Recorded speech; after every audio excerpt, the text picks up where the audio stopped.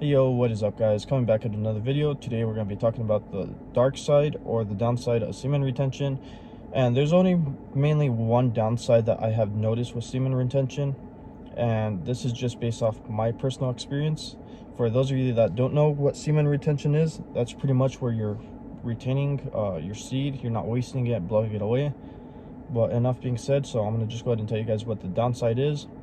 And that downside, this is for me personally, this is based off my experience and all that, and I'm trying to think of how so this is going to be kind of code for YouTube purposes and all that. I don't want my channel to be affected or anything like that. So S3X, so what I mean by that is pretty much there's a stage in like the timeline, like with benefits and all that. Then there's also things like downsides, and this is like the main downside that I have seen, and it's just what I experienced based off of my practices and all that. So somewhere between the 4 and 7 week range, this is when it affects me. So when I'm retaining my seed, not blowing it away, wasting it, and I hit that 4, 5, 6, somewhere in there, 7 week, that's when I noticed it. And I'm constantly thinking about it. I'm like, I need to release the seed, and it's the downside that I have noticed, because like once I hit somewhere in between that range of one of those weeks,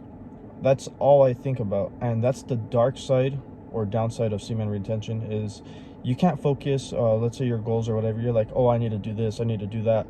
Well, all your mind is thinking about is that. And this is based off my personal experience. This is probably different for everybody else, probably different downsides to it, but this is the main one that I have seen and really paid attention to, and the one that really most affected me. Anyways guys, this video is gonna probably be short because there's not really any downsides to it. I mean, not that I seen. For the most part, all the other benefits are totally worth it. I highly recommend doing semen retention and just keeping your seed within.